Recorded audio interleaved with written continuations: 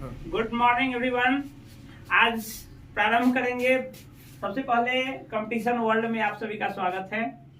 मैं अनिल कुमार फ्रॉम सीतामढ़ी। मैं चाहूंगा कि खासकर सब इंस्पेक्टर के जो कैंडिडेट हैं और उसके मेंस से संबंधित सिलेबस जो है उसमें भारत का भूगोल इंपॉर्टेंट फैक्टर है, तो मैं चाहूंगा उससे पहले विश्व के भूगोल के बारे में भी कुछ क्लासेज हुई हैं, हालांकि उसका लाइव वीडियो बाद में आपको प्रसारित किया जाएगा। वर्तमान में हम भारत के भूगोल के फर्स्ट चैप्टर से प्रारंभ करते हैं। तो भारत के भूगोल में सर्वप्रथम भूगोल को हम जानते हैं। भूगोल के बारे में डिटेल तो आप जानते हैं, थोड़ी सी परिचय। भूगोल है भौतिक स्थिति, यानी पृथ्वी की स्थिति को जो वर्णन है वो भूगोल के अंतर्गत किया गया है। उसमें हम चूंकि भारत के भूगोल पर चल रहे हैं, तो हम अभी भारत की स्थिति, भारत की अवस्थिति पूरे अर्थ पे कहाँ है, हम उस पर फोकस करेंगे। एक छोटा सा एग्जाम्पल हम इस भारत के मैप के साथ प्रारंभ करते हैं। तो इस मैप के एग्जैक्ट तो नहीं है, एक सांकेतिक है, एक सिंबॉलिक ये मैप बनाया गया है। तो इस पे हम मेन भारत की स्थिति जो है, हमारे अर्थ पे भारत की स्थिति कैसी है, किस अक्षांश किस देशांतर के बीच हमारा ये स्थिति है, भारत स्थित है, उसका उत्तरी पॉइंट दक्षिणी पॉइंट कौन सा है, जो इम्पोर्टेंट फैक्टर हमारे एग्जाम के दृष्टि से होता है, हम उस पर डिस्कस करेंगे। आप सभी इससे पूर्व में भी अवगत हैं, फिर से इस पर हम ये आते हैं। जैसे ये भारत है, हमको ये बताइए, भारत को सर्वप्रथम हम किसी भी देश की स्थिति को जानने के लिए पृथ्वी पर दो काल्पनिक रेखाएं खींची जाती है, जिसमें उसका विभाजन किया जाता है, या जिसके बीच उसकी अवस्थिति, जिसके बीच उसका विस्तार को हम जानते हैं कि वो कहाँ पर अवस्थित है। तो सबसे पहले हम जानेंगे कि अक्षांश और देशांतर, लॉन्गिट्यूड एंड लैटिट्यूड। लॉन्गिट्यूड कौन सी रेखाएं होती है, लैटिट्यूड कौन सी रेखाएं होती है। जैसे एक छोटा सा ग्लोब, यदि हम ग्लोब का निर्माण करते हैं, ग्लोब हमारे एक अर्थ को रिप्रेजेंट करता है।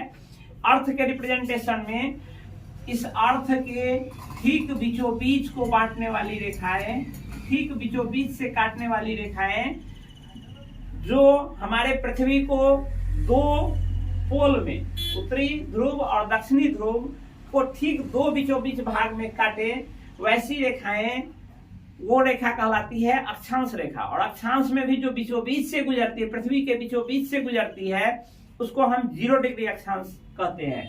इस 0 डिग्री अक्षांश का दूसरा नाम विषुवत रेखा भी रखा गया है, विषुवत रेखा भी है।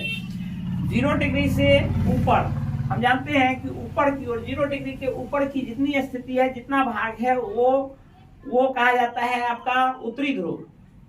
ये और नीचे का जो भाग है उसको कहा जाता है दक्षिणी गोलार्ध के रूप में, गोला का आधा गोलार्ध कहा जाता है। तो चूंकि ये एक पूरा का पूरा गोला है और उसको यदि हम ठीक बीचों बीच से बांट दिए, तो उसके ऊपर भाग को नॉर्थ कहते हैं और नीचे भाग को साउथ कहते हैं। और चूंकि ये एक ठीक बीचों बीच से बंटने के बाद गोला का आधा है, इसलिए इसको हम हेमिस्फीयर भी कह सकते हैं या गोलार्ध कह सकते हैं, गोला का आधा। ऊपरी भाग उत्तरी और निचली भाग को दक्षिणी गोलार्ध कहते हैं। ऊपरी भाग को उत्तरी गोलार्ध, दक्षिणी भाग को दक्षिणी गोलार्ध कहते हैं। इसमें ये ठीक बीचों बीच का भाग जो है, ऊपरी भाग का बीचों बीच का भाग जो है, यानी हमारे इससे जो 90 डिग्री का एंगल बनाते हुए सीधा ऊपर जाएगा, उसको हम कहते हैं उत्तरी ध्रुव या नॉर्थ पोल। और ठीक नीचे, इसके ठीक नीचे यहाँ आते हैं, ये कहलाता है आपका साउथ पोल, दक्षिणी ध्रुव।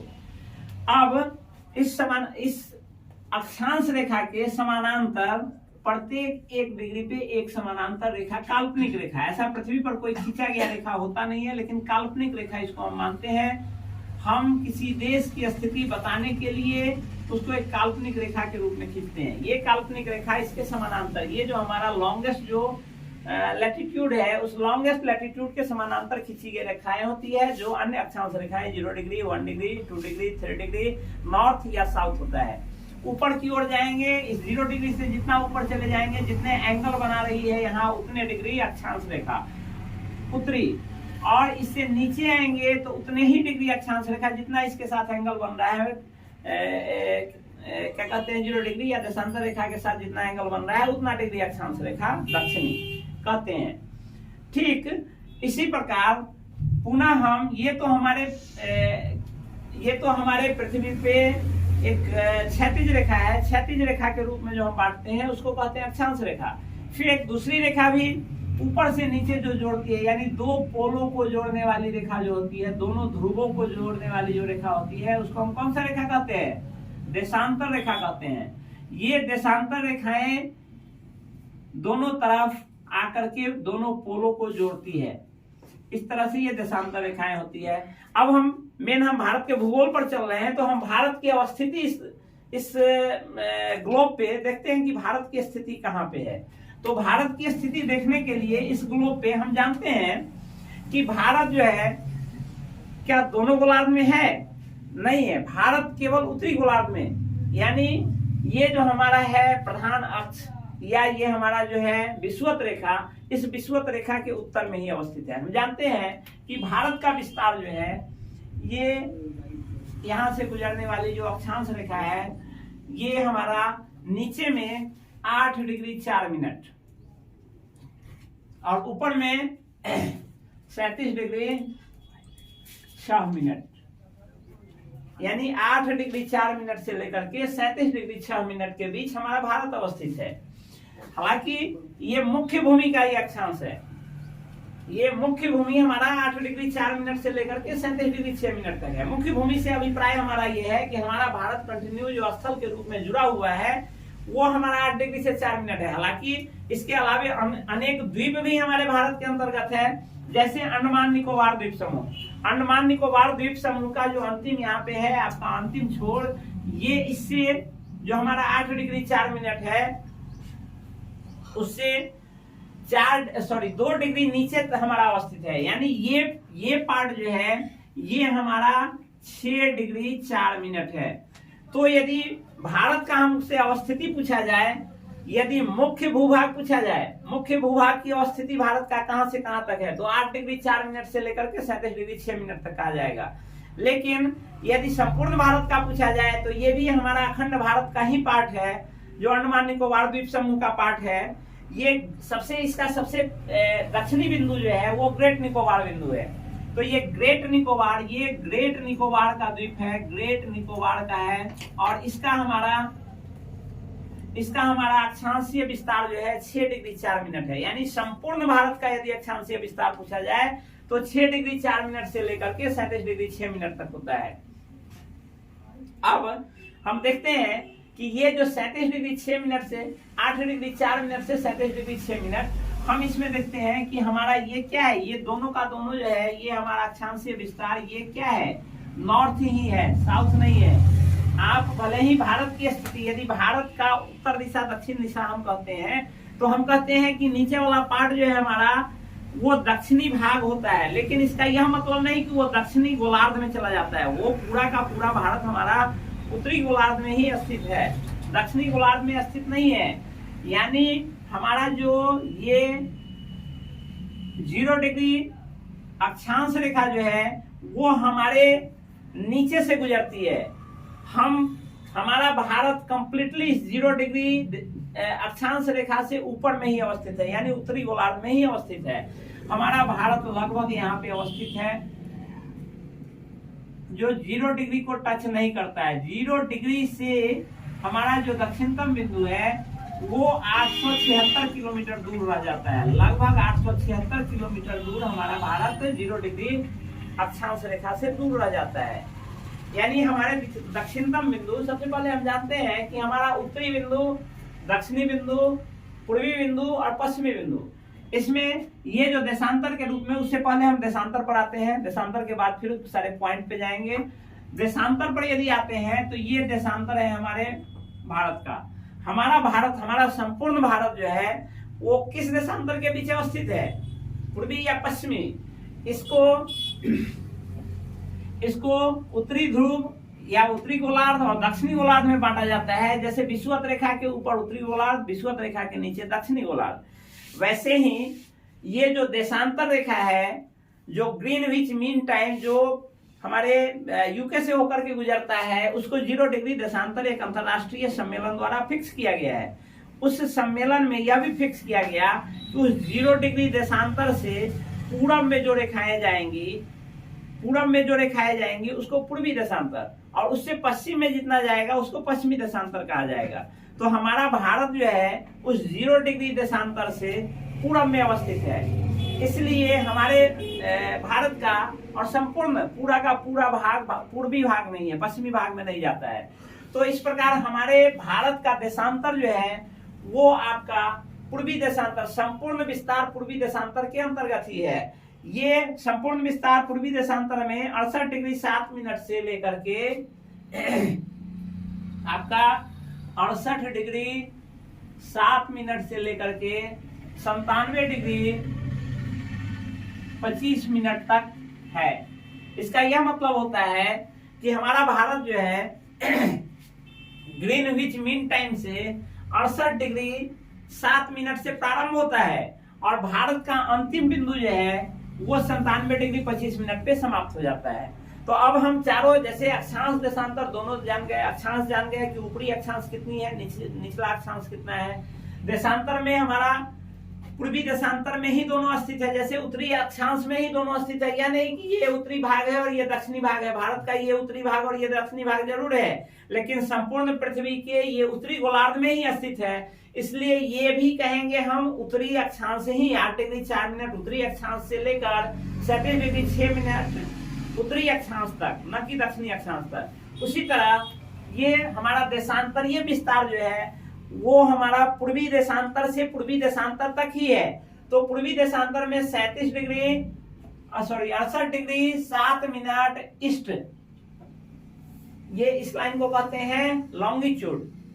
68 डिग्री 7 मिनट लॉन्गिट्यूड से लेकर 97 डिग्री 25 मिनट लॉन्गिट्यूड, यानी 68 डिग्री 7 मिनट से लेकर 97 डिग्री 25 मिनट पूर्वी देशांतर के बीच हमारा भारत स्थित है। एक चीज इसमें ज्योग्राफी में एक चीज और होता है कि आखिर डिग्री का जो विस्तार किया गया हमारा पूरा अर्थ जो है वो कितना है।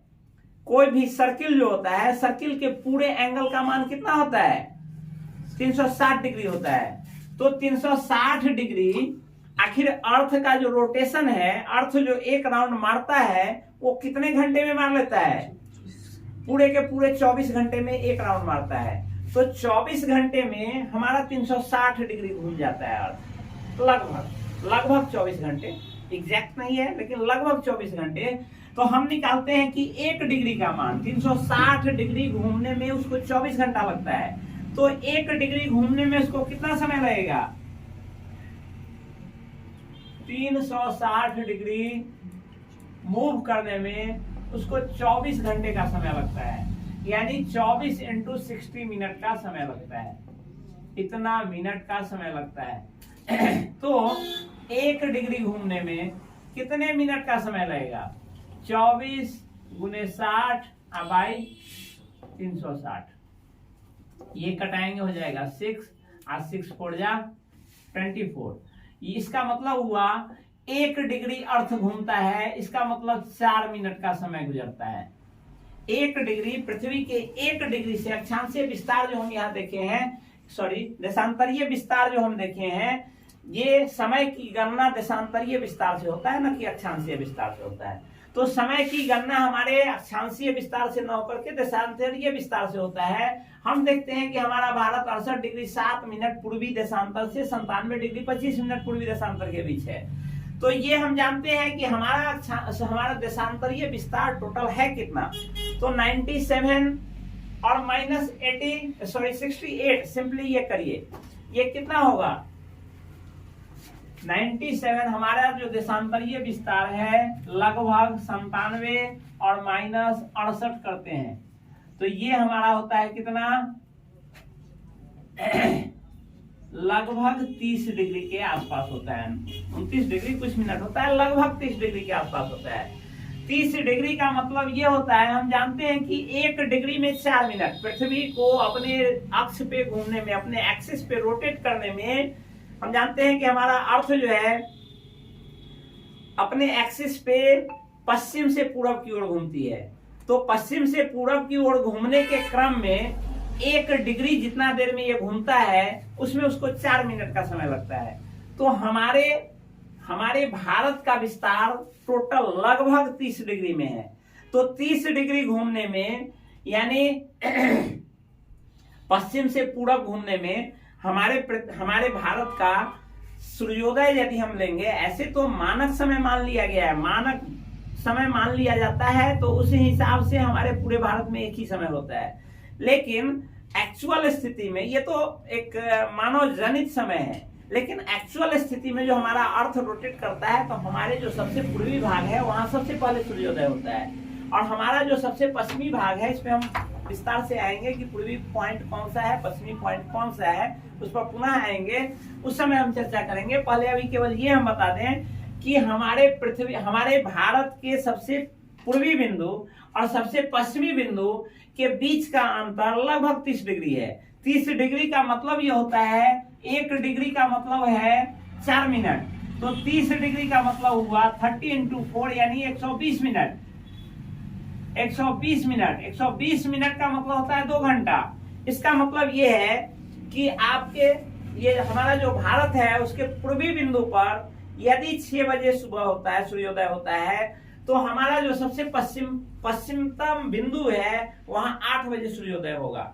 हालांकि ये मानव जनित, चूंकि एक ही देश में अलग अलग व्यवस्थाएं नहीं हो सकती है। एक जगह हमारा ऑफिस 10 बजे से चलेगा तो दूसरे जगह 12 बजे से नहीं चल सकता है, इसलिए एक मानक ठीक बीचों बीच से गुजरने वाली देशांतर रेखा को हर एक देश को मानक मान लिया जाता है और उसको टाइम जोन फिक्स किया जाता है उस देश का, और उसके आधार पर चलता है। तो वो मानी गई चीजें हैं, लेकिन एक्चुअल यही स्थिति होती है कि हमारे भारत, यदि पूछेगा आपसे कि हमारे भारत का कुल विस्तार कितने देशांतर, लगभग कितने देशांतर में, या कुल विस्तार कितने देशांतर का है, तो ये लगभग 30 डिग्री का है। 30 डिग्री देशांतर ये विस्तार है हमारा भारत का, जिसका डिफरेंस यदि निकाल ले तो लगभग 2 घंटा होता है। 2 घंटा हमारे समय में हमारे सबसे पूर्वी बिंदु और सबसे पश्चिमी बिंदु, या तो सूर्योदय या सूर्यास्त या दोपहर, यदि हम देखेंगे तो हर एक हमारे पूर्वी बिंदु और पश्चिमी बिंदु के बीच का अंतर 2 घंटे का होता है। अब आते हैं हम पहले तो इसका क्षेत्रफल देख लेते हैं कि ये जो डायरेक्शन है। अब आते हैं हम अक्षांश और देशांतर से हट करके आते हैं, तो ये भारत का यदि हम स्थिति देखें तो ये भारत का कौन सा बिंदु है, उत्तरी बिंदु या दक्षिणी बिंदु है। ये नीचे ऊपर में उत्तरी होता है, जैसे हम देखें अर्थ पे ऊपर का पोल नॉर्थ पोल और नीचे का पोल साउथ पोल, तो हमारा जो ये भारत है इस पे ऐसे ही खड़ा है, तो इसका मतलब ऊपर का बिंदु जो है वो नॉर्थ पार्ट है। ये हमारा डायरेक्शन जो है ये नॉर्थ है। हालांकि हम अभी गोलार्ध से अलग चल रहे हैं, गोलार्ध कहेंगे तो संपूर्ण भारत उत्तरी गोलार्ध में ही है, लेकिन गोलार्ध से अलग चल करके हमारे भारत का विस्तार भी तो उत्तर दक्षिण में होगा, तो उत्तर में इतना और दक्षिण में, दक्षिण जाकर के आपका ये दक्षिणतम बिंदु ये हुआ, ये उत्तरी बिंदु हुआ, ये दक्षिणी बिंदु हुआ। भारत का उत्तरी बिंदु जो है पूछता भी है क्वेश्चन, और पूछा गया सब इंस्पेक्टर 2446 2018 का 2448 2018 में ये पूछा, सॉरी 17 वैकेंसी 2017 की वैकेंसी के मेंस में ये पूछा गया क्वेश्चन है कि भारत का उत्तरी बिंदु, सबसे उत्तरी बिंदु का नाम क्या है। तो इसके भारत का सबसे ऊपर का जो भाग है, जम्मू कश्मीर का जो भाग है, सबसे उत्तरी बिंदु जो है उसका नाम है इंदिरा कॉल। यहाँ आप नोट कर दीजिए इंदिरा कॉल, सबसे ऊपरी बिंदु जो है यहाँ है इंदिरा कॉल, जो आपके जम्मू कश्मीर में स्थित है। सबसे दक्षिणी बिंदु जो है, जिस तरह हमारे भारत का सबसे उत्तरी बिंदु इंदिरा कॉल है, तो उसी तरह से हम भारत के सबसे दक्षिणतम बिंदु को जानेंगे।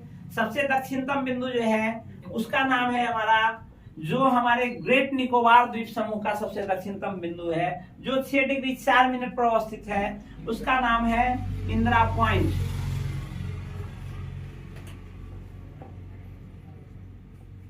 इंदिरा पॉइंट, या इसी को दूसरे नाम से भी, इसको दूसरे नोट करिए आप लोग, इसको दूसरे नाम से भी जानते हैं।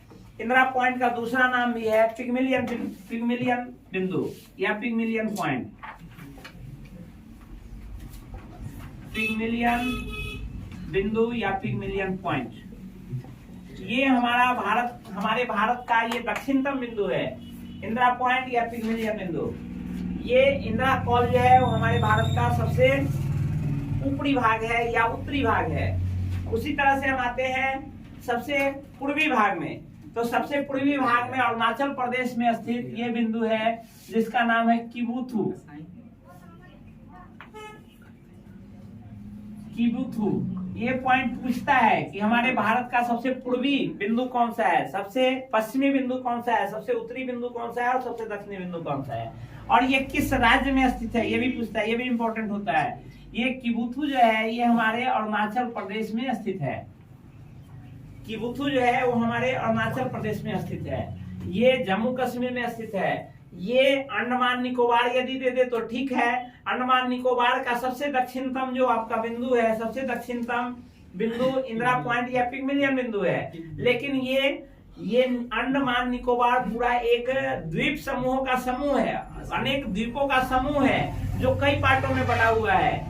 सबसे ऊपर है अंडमान, उत्तरी अंडमान, मध्य अंडमान, दक्षिणी अंडमान, लिटिल अंडमान, कार निकोबार और ग्रेट निकोबार। तो इस ढंग से ये जो बिंदु है ये कभी कभी ये भी पूछ देगा कि इंदिरा पॉइंट जो है अंडमान निकोबार के किस द्वीप का भाग है, तो ग्रेट निकोबार का ये भाग है, ये भी याद रहना चाहिए।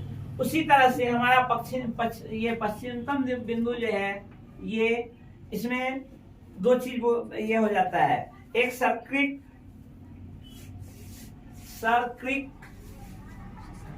या गुहार मोती, ये आपका गुजरात का भाग है। ये आपके गुजरात का भाग है, सर्क्रिक गुजरात या गुहार मोती गुजरात।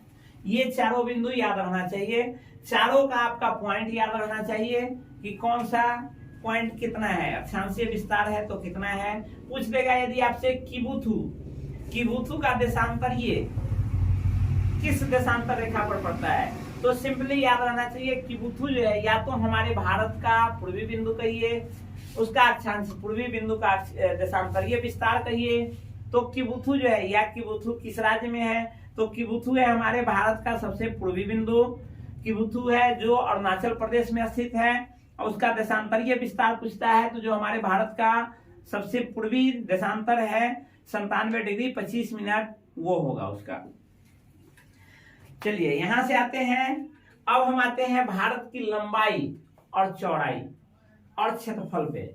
भारत की लंबाई और चौड़ाई, ये जो है लंबाई, चूंकि जो लंबा भाग होता है दोनों तो डिस्टेंस ही मापा जाता है, लेकिन जिसका मान अधिक हो उसको लंबाई कहते हैं और जिसका मान कम हो उसको चौड़ाई कहते हैं। तो हमारे भारत की लंबाई जो है ये उत्तर से दक्षिण तक अधिक है, इसलिए इसको हम लंबाई, ये डिस्टेंस उत्तर से दक्षिण यदि हम पूरे भारत को ट्रेवल करेंगे तो अधिक, और पूरब से पश्चिम ट्रेवल करेंगे तो उसके मुकाबले थोड़ा सा कम, इसलिए इसको हम चौड़ाई कहते हैं। और उत्तर से दक्षिण, पूरब से पश्चिम को चौड़ाई कहते हैं, उत्तर से दक्षिण को लंबाई कहते हैं।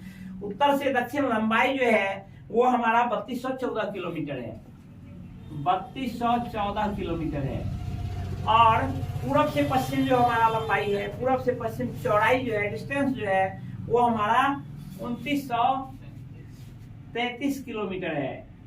इस आधार पर यदि ये भी क्वेश्चन पूछता है कि हमारे भारत का आकार कैसा है, तो ये लगभग चतुष्कोणीय है। ये लगभग एक लगभग कहिएगा, लगभग में ये चौखूट है, आयताकार है। तो पूछता है किस शेप का है, पूछ देगा ओवल है, वृत्ताकार है, चतुष्कोणीय है, कैसा है। तो उसमें आप याद रखिएगा कि हमारे भारत की स्थिति, हमारे भारत का आकार लगभग चतुष्कोणीय है। ये हो गया।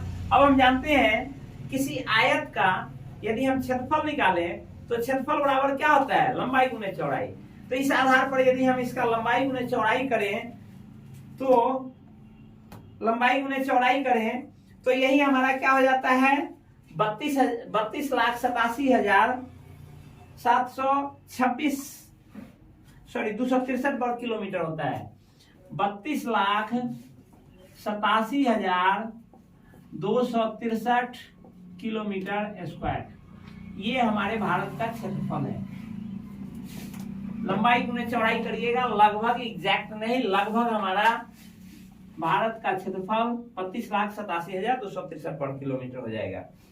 अब हम आते हैं कि इसका जो ये जो है हमारा भारत, हम जानते हैं कि हमारा भारत कुल 28 राज्यों और 8 केंद्रशासित प्रदेशों में बांटा गया है। तो बहुत सारे ऐसे राज्य हैं जो केवल स्थल सीमा को छूते हैं, बहुत सारे ऐसे राज्य हैं जो हमारे इसके यहाँ से शुरू होता है, यहाँ से समुद्र, ये सी पार्ट को छूता है, और बहुत सारे ऐसे राज्य हैं जो स्थल एवं जल दोनों सीमा को छूता है। तो हम जानते हैं कि इसकी तट रेखा की लंबाई कितनी है। तट रेखा कहते हैं किसको? तट रेखा कहते हैं समुद्र किनारे जो हमारा ये पार्ट पड़ता है, इसकी लंबाई कितनी है। तो हमारे भारत में हम जानते हैं कि अनेक द्वीप समूह भी बसा हुआ है, जैसे ये अंडमान निकोबार है, इधर लक्षद्वीप है, बहुत सारे द्वीप समूह भी हैं। यदि केवल भारत की तट रेखा, केवल हमारे इस भूभाग की तट रेखा देखी जाए तो उसका मान आपको 15,106 किलोमीटर या 15,200 किलोमीटर कह सकते हैं।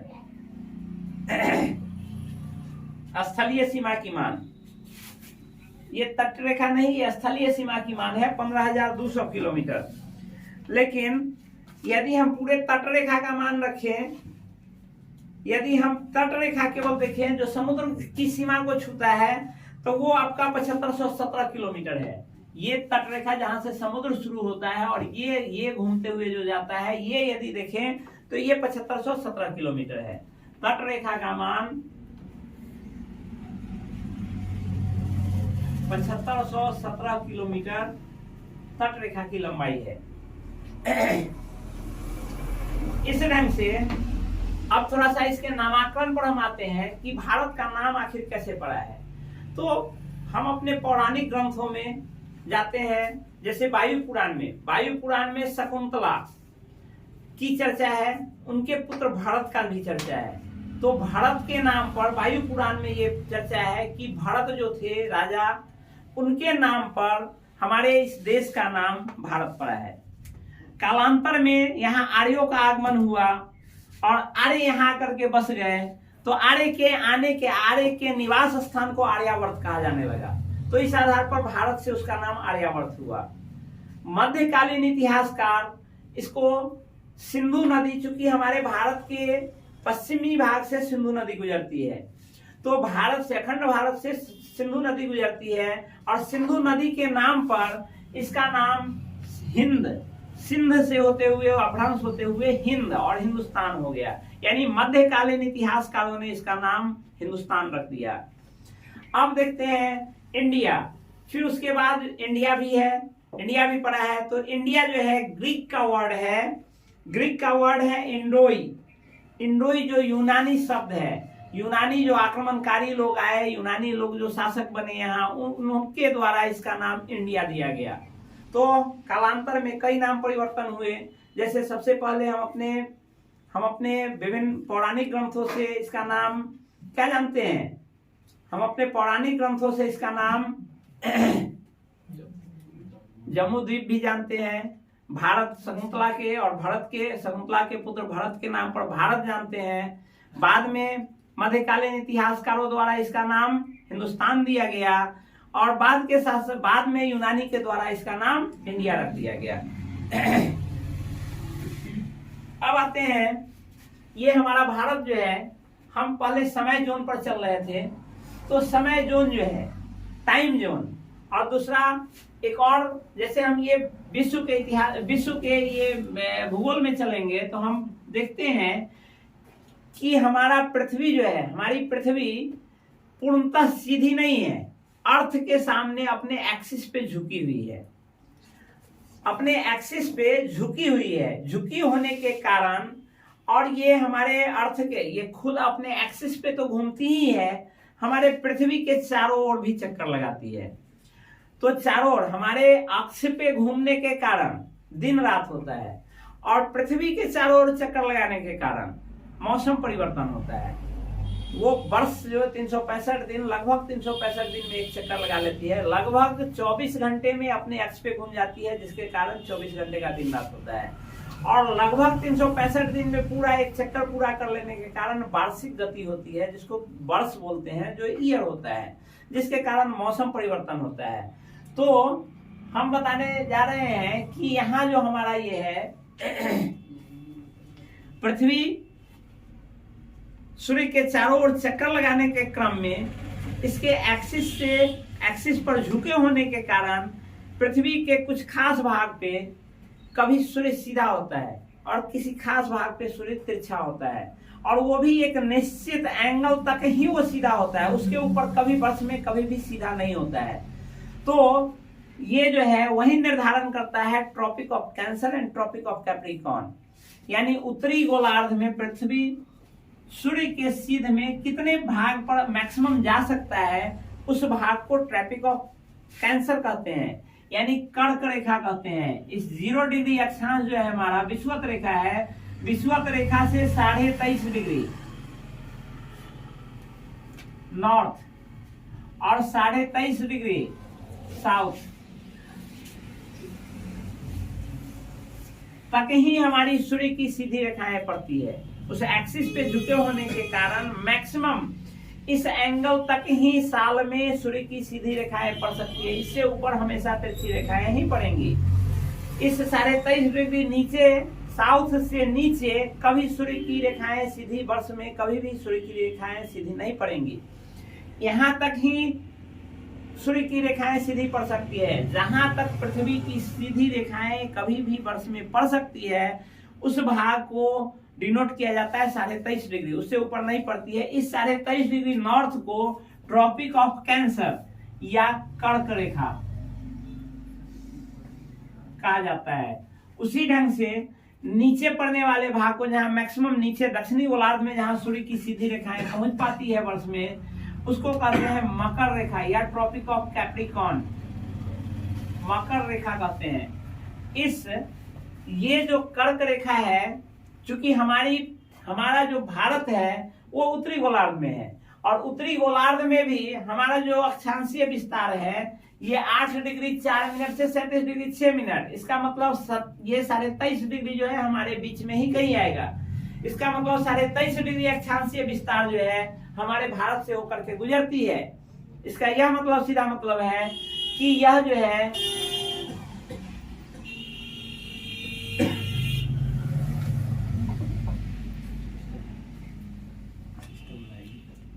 यह जो है 23.5 डिग्री कर्क रेखा हमारे भारत को काटती है। तो ये कुल हमारे भारत के कुल 8 राज्यों से होकर के गुजरती है। ये जानना जरूरी है कि हमारे भारत के कुल 8 राज्यों से होकर के ये गुजरती है। ये 8 राज्य हैं। वैसे तो इसका ट्रिक भी है, या इस सीरियल में आप यहां से पढ़ेंगे तो इस सीरियल में भी है। तो एक सिंपल सा, यदि आप ट्रिक जानना चाहते हैं तो ट्रिक है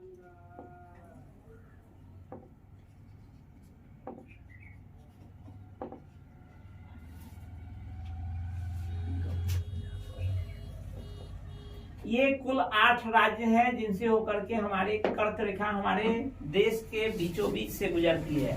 ये है गुजरात है, मध्य प्रदेश है, छत्तीसगढ़ है, झारखंड है, राजस्थान है, पश्चिम बंगाल है, मिजोरम है और त्रिपुरा है। इन 8 राज्यों से हमारी कर्क रेखा हमारे देश से गुजरती है।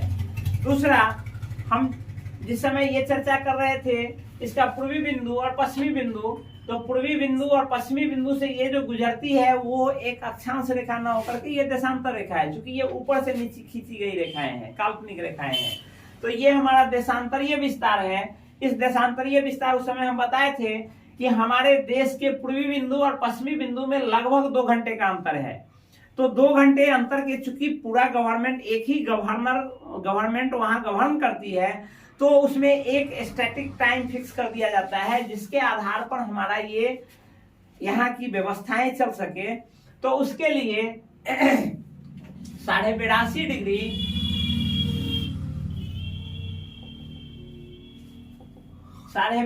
डिग्री पूर्वी देशांतर को हमारे देश की मानक समय रेखा मानी गई है। 82.5 डिग्री। 82.5 डिग्री का मतलब ये होता है, हम 1 डिग्री का मतलब समझते हैं, 1 डिग्री का मतलब होता है 4 मिनट। तो 82.5 डिग्री का मतलब है 82.5 और गुने 4, मतलब कितना हो जाएगा 320 और इधर हो जाएगा आपका 20, 340, 330 डिग्री, सॉरी 330 मिनट। 330 मिनट का मतलब हुआ इतना, और बाई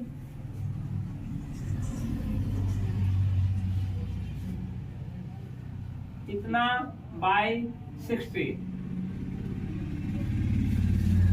यानी 5 घंटा और 30 मिनट।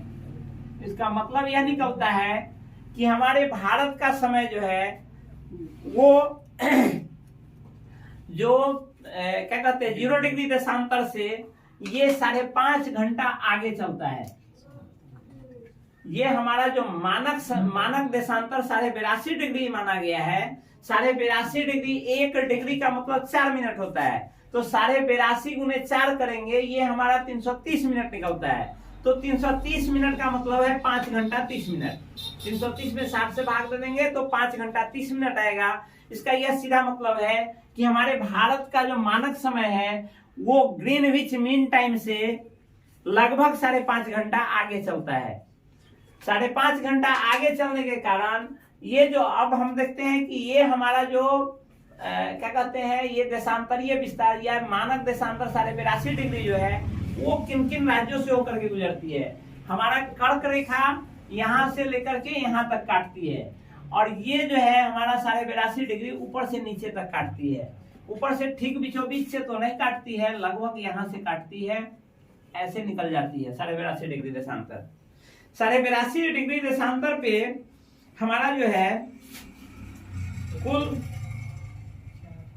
82.5 डिग्री देशांतर पर हमारा टोटल 4 राज्य पड़ता है, 4 नहीं 5 राज्य पड़ता है, जिसमें है यूपी, एमपी, छत्तीसगढ़, उड़ीसा और आंध्र प्रदेश। ये कुल 5 राज्य है जो हमारे मानक देशांतर रेखा से होकर के गुजरती है।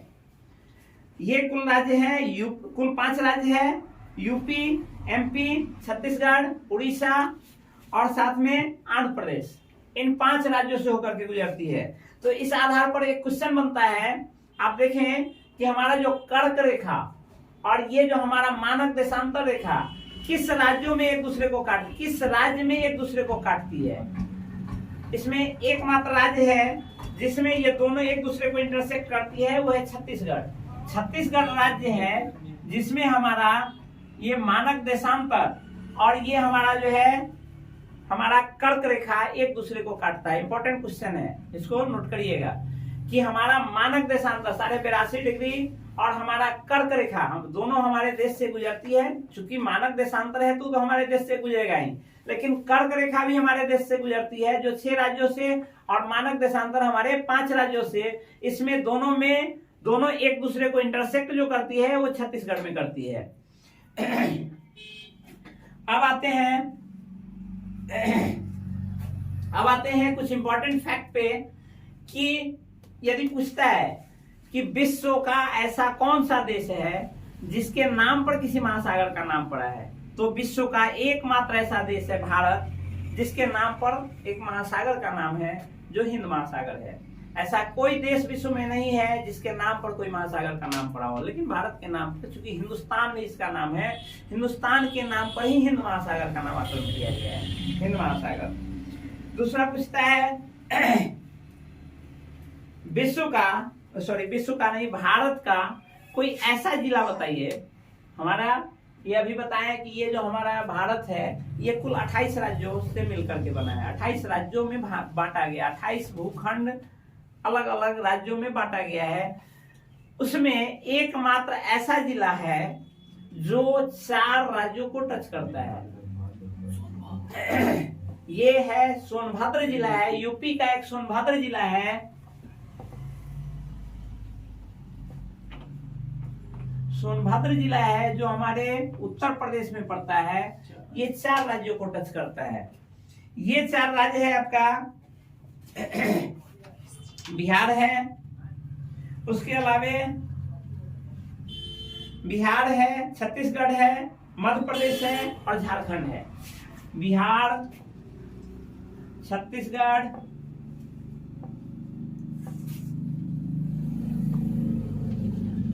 मध्य प्रदेश और झारखंड, ये 4 राज्यों को टच करता है सोनभद्र जिला। उसके अलावा है हमारे देश में कुल 9 राज्य ऐसे हैं जो समुद्री सीमा को छूते हैं। यहाँ से जो तट रेखा की बात कर रहे थे, यहाँ गुजरात से शुरू होकर के यहाँ पश्चिम बंगाल तक कुल 9 राज्य हैं सीरियली जो हमारे समुद्री रेखा यानी तट रेखा को टच करते हैं। अन्य राज्य जो भी है वो समुद्री रेखा को टच नहीं करते हैं। इसके बाद कुल हमारे 19 लैंड लॉक्ड, पहले समझते हैं कि लैंड लॉक्ड कौन होता है।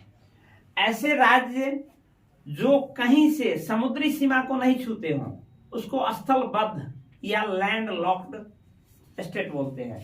तो हमारा कुल राज्यों की संख्या है 28 में से हमने बताया कि 9 जो है वो समुद्री सीमा को छूता है, यानी 9 तटरेखा को छूता है। तो कुल हमारा कितना बच गया? कुल 19 राज्य ऐसे हैं जो लैंड लॉक्ड है या स्थलबद्ध है। पूछेगा कि भारत के कुल कितने राज्य लैंड लॉक्ड है, तो 19 राज्य, कुल भारत के कुल 19 राज्य लैंड लॉक्ड है। यदि पूछता है हमारे देश का जनसंख्या के आधार पर या क्षेत्रफल के आधार पर सबसे बड़ी, पहले पूछते हैं क्षेत्रफल के आधार पर, हमारे देश का क्षेत्रफल के आधार पर सबसे बड़ा राज्य कौन सा है? सबसे बड़ा राज्य क्षेत्रफल के आधार पर राजस्थान है, जबकि जनसंख्या के आधार पर सबसे बड़ा राज्य यूपी है, उत्तर प्रदेश है।